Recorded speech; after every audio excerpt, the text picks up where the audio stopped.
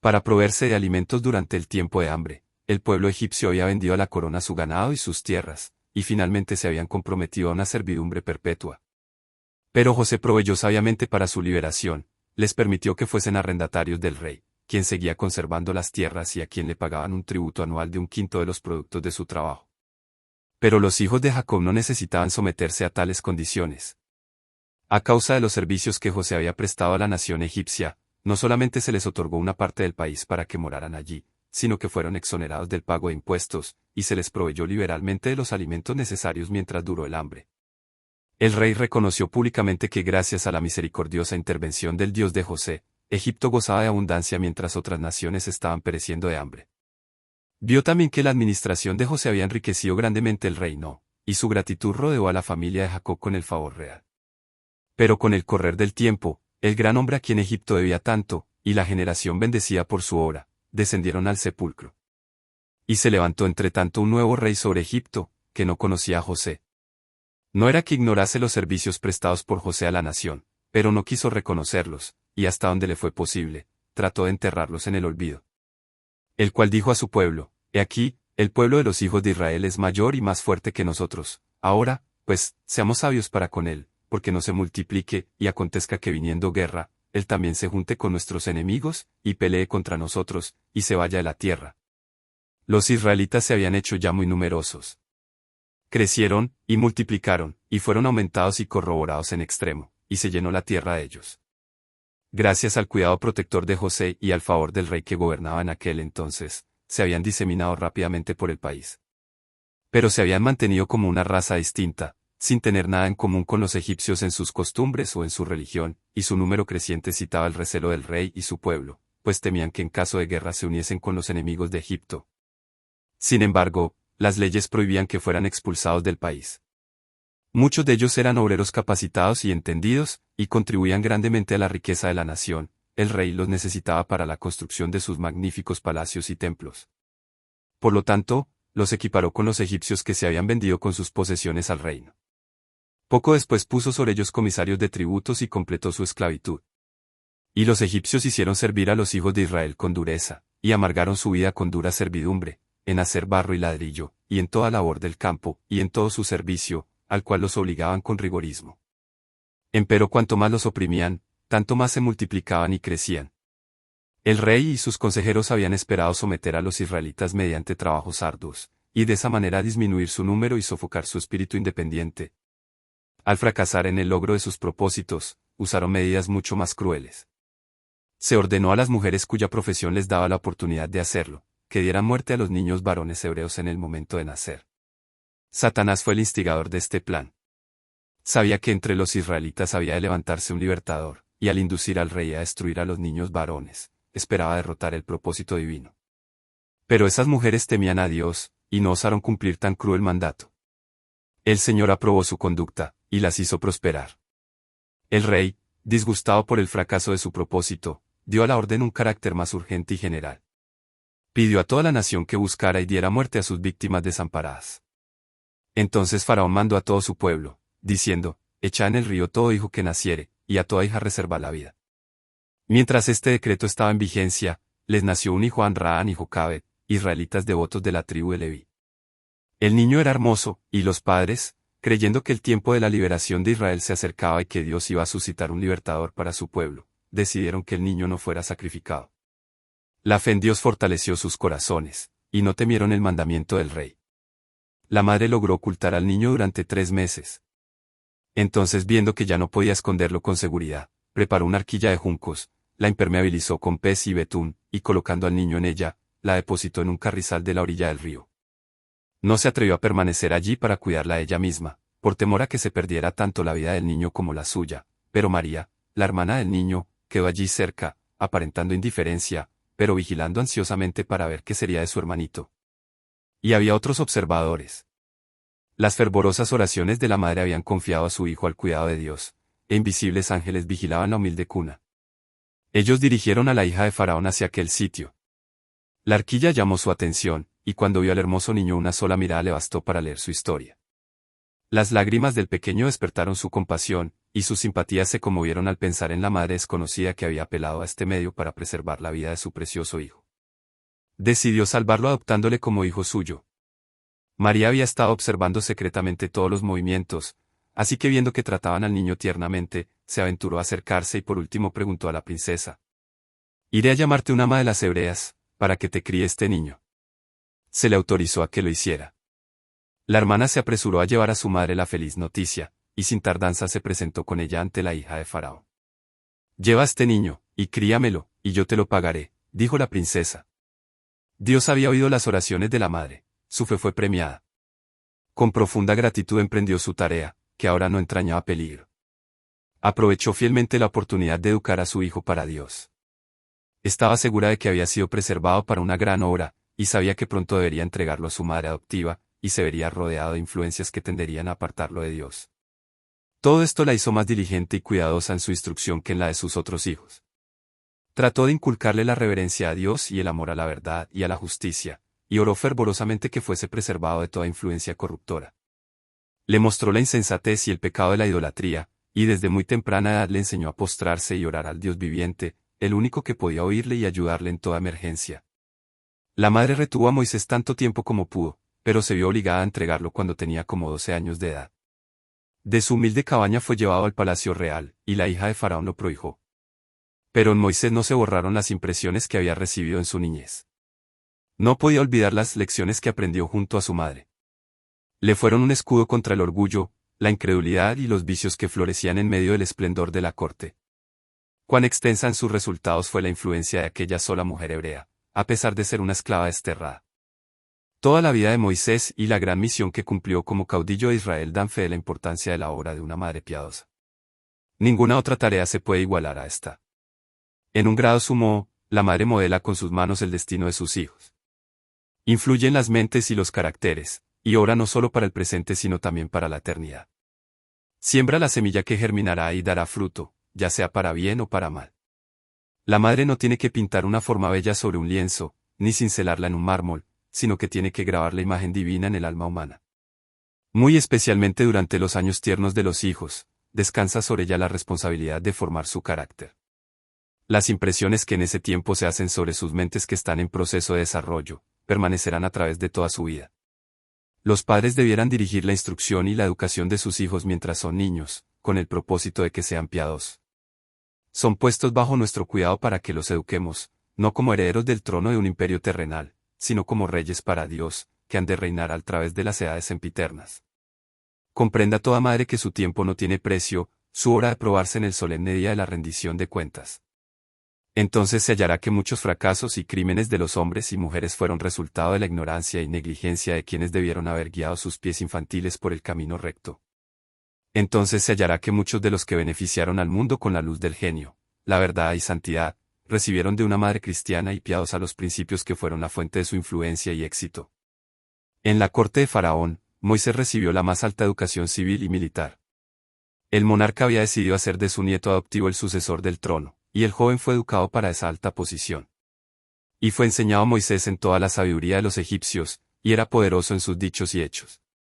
Su habilidad como caudillo militar le convirtió en el favorito del ejército egipcio, y la generalidad le consideraba como un personaje notable. Satanás había sido derrotado en sus propósitos.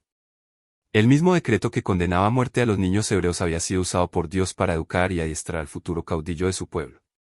A los ancianos de Israel les comunicaron los ángeles que la época de su liberación se acercaba, y que Moisés era el hombre que Dios emplearía para realizar esta obra.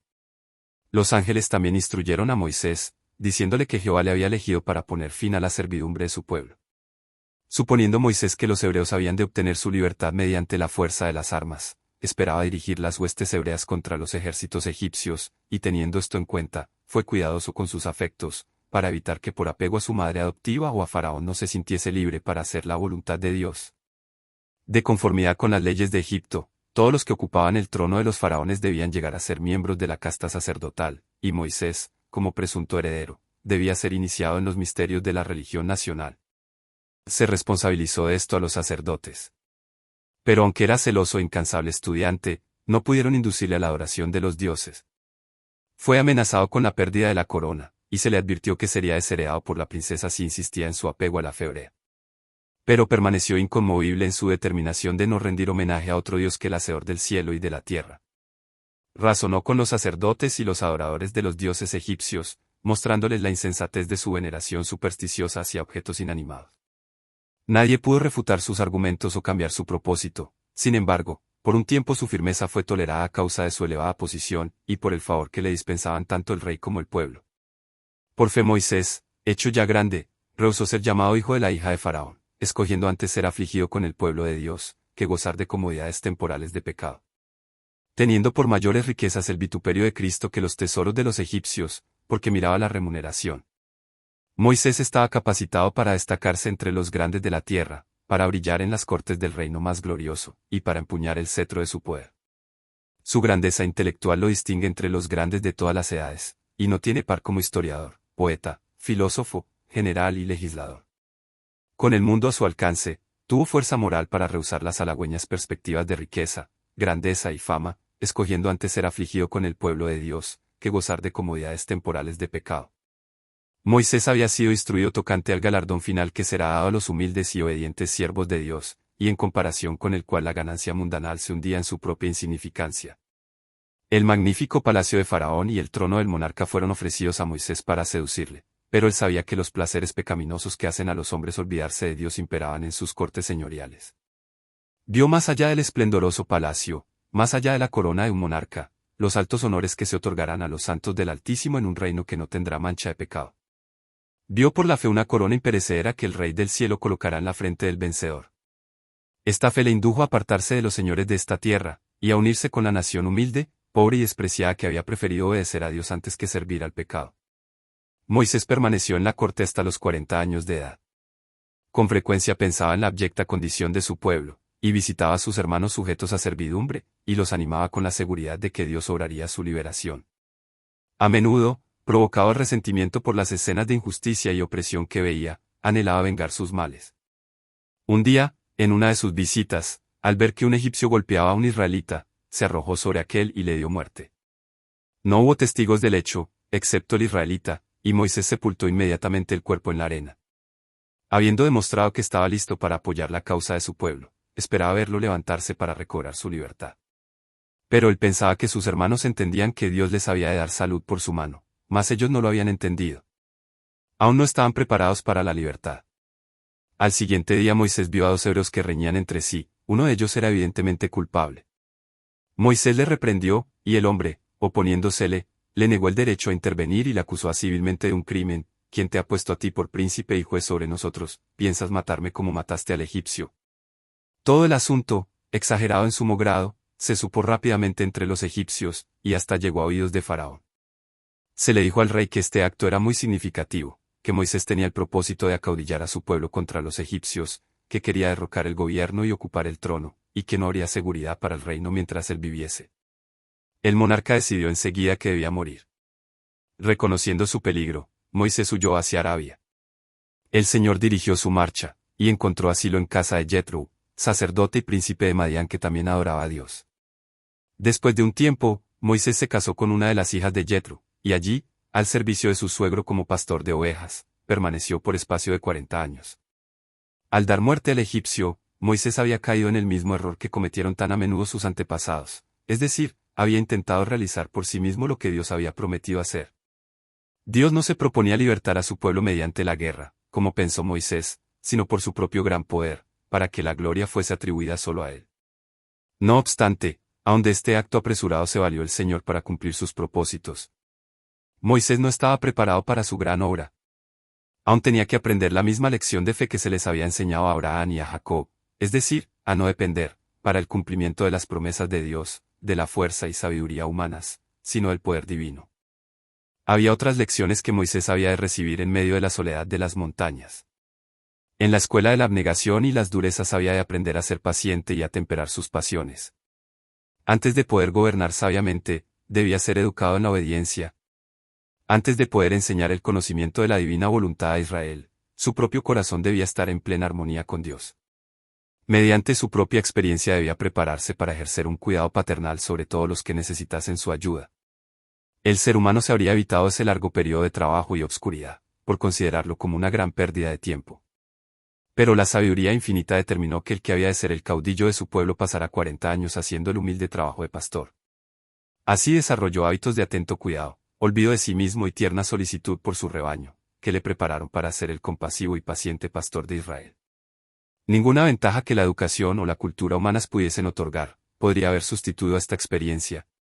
Moisés había aprendido muchas cosas que debía olvidar.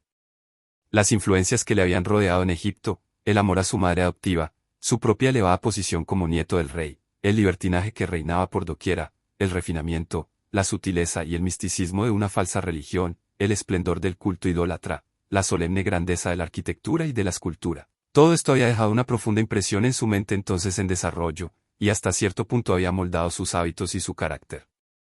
El tiempo, el cambio de ambiente y la comunión con Dios podían hacer desaparecer estas impresiones. Exigiría de parte de Moisés mismo casi una lucha a muerte renunciar al error y aceptar la verdad, pero Dios sería su ayudador cuando el conflicto fuese demasiado severo para sus fuerzas humanas.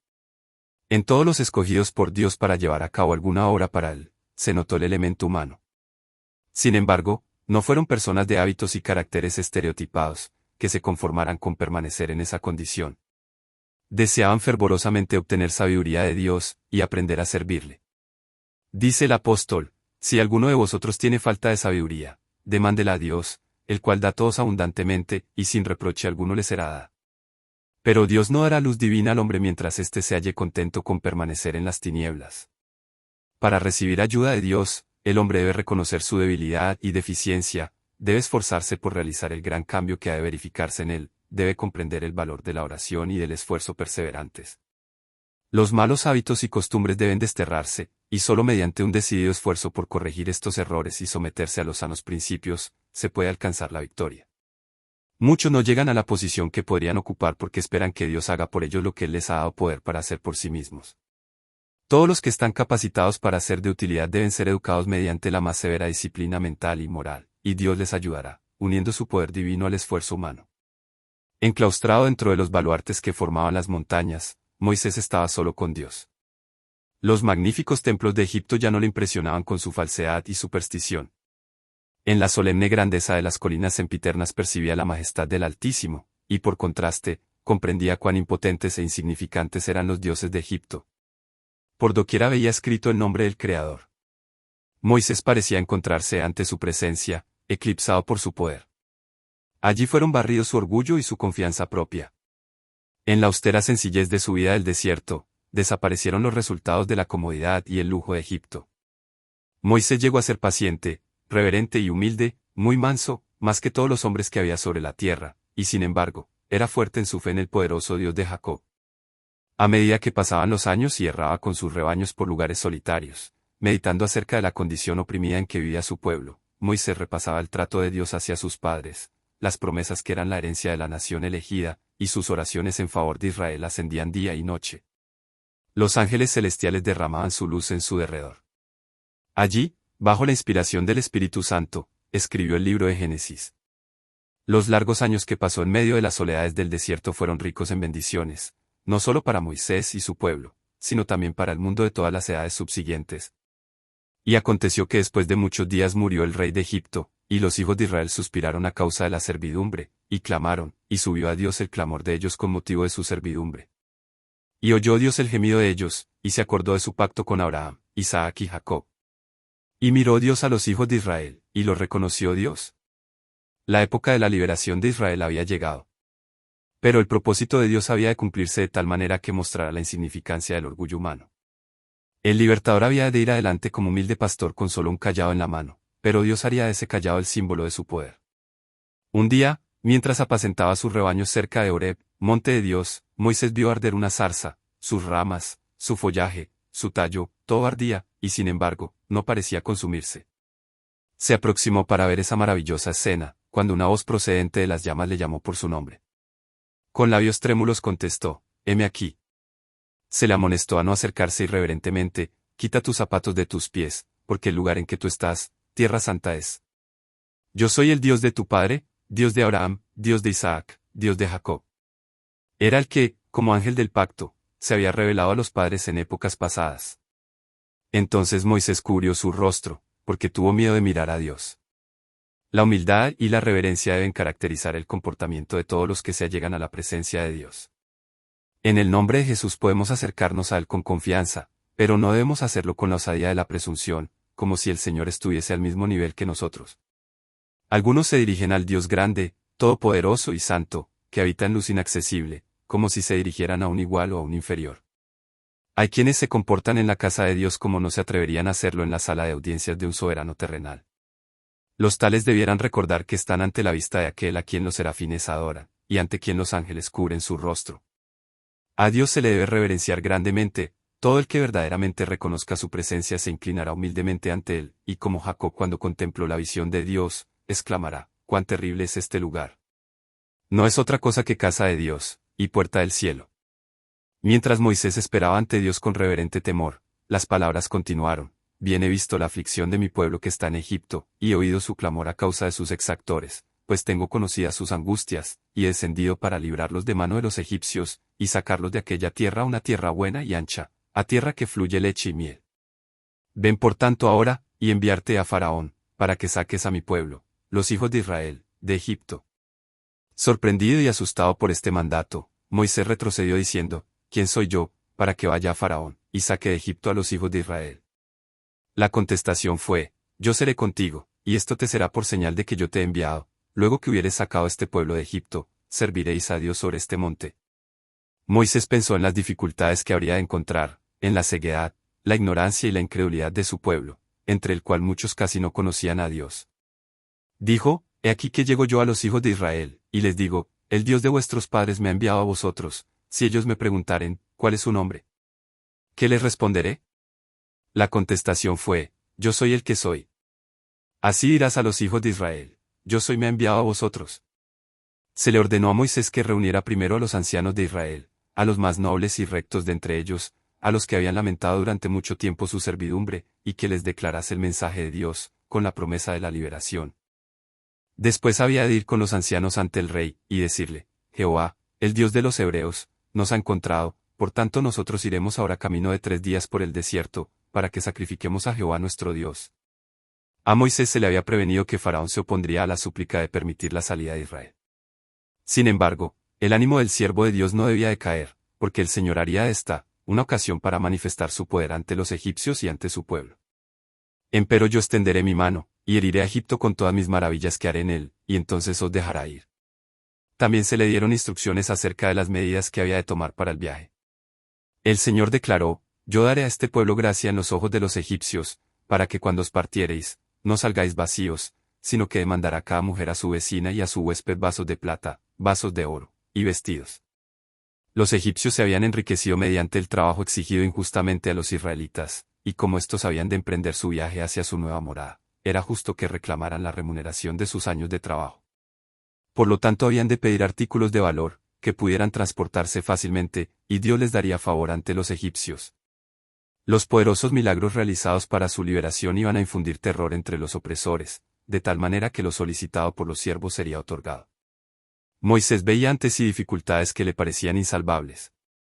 ¿Qué prueba podría dar a su pueblo de que realmente iba como enviado de Dios? «He aquí», dijo, «que ellos no me creerán, ni oirán mi voz, porque dirán, ¿no te ha parecido Jehová?». Entonces Dios le dio una evidencia que apelaba a sus propios sentidos. Le dijo que arrojara su vara al suelo. Al hacerlo, se convirtió en una serpiente, y Moisés huía de ella. Dios le ordenó que la tomara, y en su mano se tornó vara. Le mandó que pusiese su mano en su seno. Obedeció y aquí que su mano estaba leprosa como la nieve. Cuando le dijo que volviera a ponerla en su seno, al sacarla encontró que se había vuelto de nuevo como la otra. Mediante estas señales, el Señor aseguró a Moisés que su propio pueblo, así como también Faraón, se convencerían de que uno más poderoso que el rey de Egipto se manifestaba entre ellos. Pero el siervo de Dios todavía estaba anonadado por la obra extraña y maravillosa que se le pedía que hiciera. Acongojado y temeroso, alegó como excusa su falta de elocuencia. Dijo, «Ay Señor, yo no soy hombre de palabras de ayer ni de anteayer, ni aun desde que tú hablas a tu siervo, porque soy tardo en el habla y torpe de lengua». Había estado tanto tiempo alejado de los egipcios que ya no tenía un conocimiento claro de su idioma ni lo usaba con soltura como cuando estaba entre ellos. El Señor le dijo, «¿Quién dio la boca al hombre? ¿No soy yo Jehová?». Y se le volvió a asegurar la ayuda divina. «Ahora pues, ve, que yo seré en tu boca, y te enseñaré lo que hayas de hablar. Pero Moisés insistió en que se escogiera una persona más competente. Estas excusas procedían al principio de su humildad y timidez, pero una vez que el Señor le hubo prometido quitar todas las dificultades y darle éxito, toda evasiva o queja referente a su falta de preparación demostraba falta de confianza en Dios. Entrañaba un temor de que Dios no tuviera capacidad para prepararlo para la gran obra a la cual le había llamado, o que había cometido un error en la selección del hombre. Dios le indicó a Moisés que se uniese a su hermano mayor, Aarón, quien, debido a que había estado usando diariamente la lengua egipcia, podía hablarla perfectamente. Se le dijo que Aarón vendría a su encuentro. Las siguientes palabras del Señor fueron una orden perentoria: tú hablarás a él, y pondrás en su boca las palabras, y yo seré en tu boca y en la suya, y os enseñaré lo que hayáis de hacer. Y él hablará por ti al pueblo, y él te será a ti en lugar de boca, y tú serás para él en lugar de Dios. Y tomarás esta vara en tu mano, con la cual harás las señales.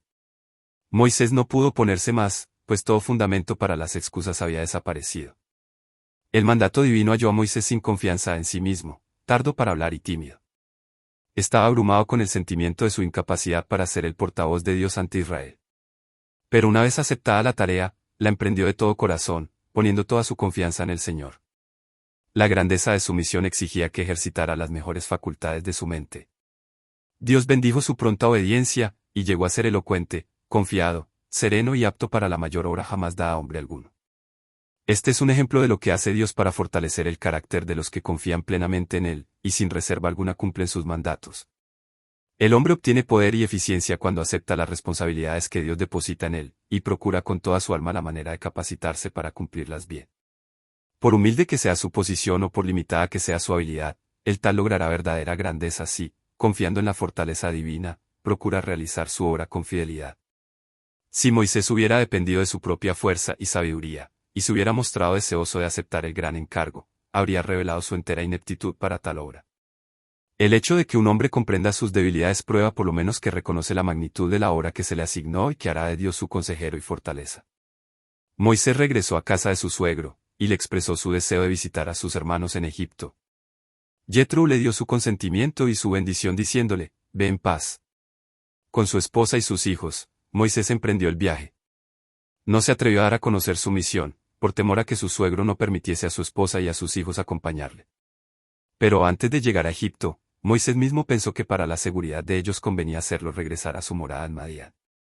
Un secreto temor a Faraón y a los egipcios, cuya ira se había encendido contra él hacía 40 años, había hecho que Moisés se sintiera aún menos dispuesto a volver a Egipto, pero una vez que principió a cumplir el mandato divino, el Señor le reveló que sus enemigos habían muerto. Mientras se alejaba de Madián, Moisés tuvo una terrible y sorprendente manifestación del desagrado del Señor. Se le apareció un ángel en forma amenazadora, como si fuera a destruirle inmediatamente. No le dio ninguna explicación, pero Moisés recordó que había desdeñado uno de los requerimientos de Dios, y cediendo a la persuasión de su esposa, había dejado de cumplir el rito de la circuncisión en su hijo menor. No había cumplido con la condición que podía dar a su hijo el derecho a recibir las bendiciones del pacto de Dios con Israel, y tal descuido de parte del jefe elegido no podía menos que menoscabar ante el pueblo la fuerza de los preceptos divinos. Séfora, temiendo que su esposo fuese muerto, realizó ella misma el rito, y entonces el ángel permitió a Moisés continuar la marcha. En su misión ante Faraón, Moisés iba a exponerse a un gran peligro, su vida podría conservarse solo mediante la protección de los santos ángeles. Pero no estaría seguro mientras tuviera un deber conocido sin cumplir, pues los ángeles de Dios no podrían escudarle. En el tiempo de la angustia que vendrá inmediatamente antes de la venida de Cristo, los justos serán resguardados por el ministerio de los santos ángeles, pero no habrá seguridad para el transgresor de la ley de Dios. Los ángeles no podrán entonces proteger a los que estén menospreciando uno de los preceptos divinos.